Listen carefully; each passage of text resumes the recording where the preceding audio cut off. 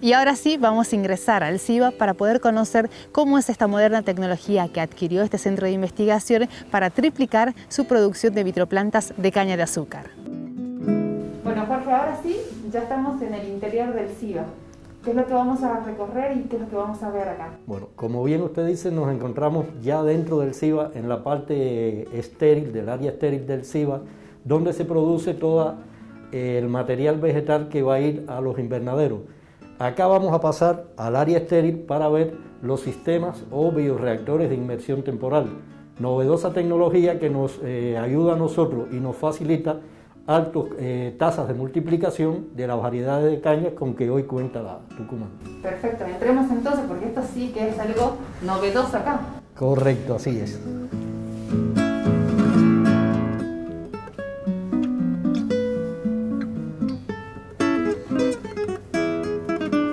¿Cuándo empezó el proceso de multiplicación, Jorge? Bueno, nosotros, el laboratorio como tal, el CIBA, comenzó en el 2015 y ya el montaje de estos sistemas de bioreactores de inmersión temporal hace alrededor de un año que comenzó y nos ha dado muy buenos resultados con las tasas de multiplicación y la calidad final del material que va a los productores, que es nuestro objetivo fundamental. Bien, acá vamos entrando a la cámara de cultivo, donde se encuentra todo el material vegetal de las diferentes variedades con que estamos trabajando.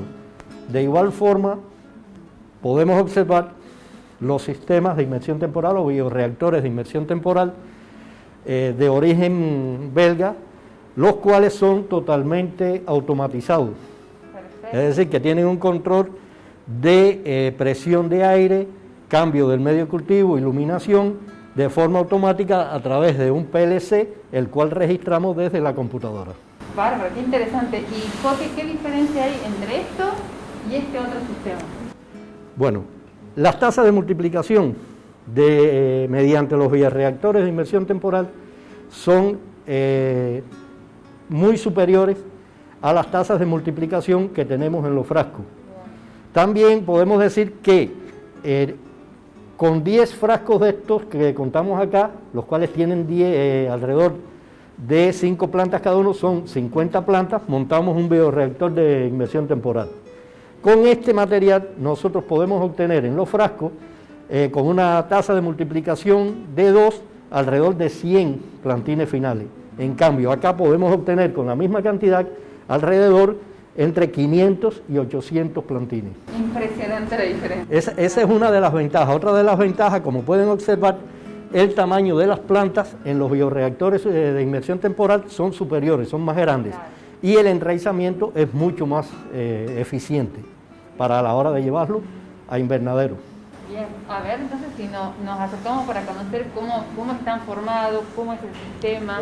A diferencia de los frascos, en el cual se encuentra el frasco y el medio de cultivo en el mismo recipiente, en cambio, en los sistemas de inmersión temporal o los bioreactores de inmersión temporal, el medio de cultivo se encuentra en uno de los botellones y la planta en el otro. Cada determinado tiempo, de forma automática, el medio de cultivo fluye a donde está el plantín y luego de 5 minutos más o menos, él regresa y el resto del tiempo la planta está sin el medio de cultivo, lo que hace que la planta sea más eficiente, sea más autótrofa que heterótrofa, es decir, que puede producir sus propios alimentos, efectuar una fotosíntesis rudimentaria, lo cual la hace más eficiente a la hora de llevarlo al invernadero. Perfecto. ¿Y el medio de cultivo qué tiene?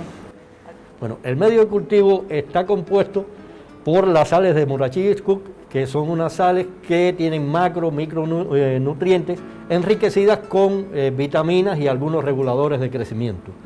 Estos reguladores de crecimiento depende de la fase en que estemos ejecutando el material o estemos multiplicando o estemos enraizando el material. Es decir, que las enriquecemos si estamos multiplicando con citoquininas y si estamos enraizando el material, es decir, emitiendo la raíz, trabajamos entonces con auxinas. Ese medio de cultivo le permite a la planta regenerarse, es decir, apoyados en una propiedad que tienen las células de las plantas, que es la totipotencia, que es la propiedad que tiene la planta, de a partir de células, partes de la planta, tallos y hojas, otras partes de la planta, regenerar plantas completas. Apoyándonos en eso, nosotros obtenemos plantas completas con ese medio de cultivo, logrando su multiplicación, crecimiento y enraizamiento de este material. Bien, ¿y estas conexiones? Bueno, estas conexiones son las que permiten, a través del PLC que está instalado a determinada hora, activar las válvulas selenoides, entra la presión de aire del compresor y hace por diferencia de presión que el medio de cultivo suba, y al cabo de 5 a 7 minutos, depende del cultivo que estemos trabajando, para esa válvula y comienza a regresar el medio de cultivo de nuevo. Y permanecería, hay cultivos que se le dan 2 inmersiones, 3 inmersiones, una inmersión. Nosotros estamos trabajando con una sola inmersión y nos está dando buen resultado. En el caso de la caña, nos permite que la caña o la plántula tenga los nutrientes necesarios para poderse desarrollar. Todo eso se efectúa de forma automática.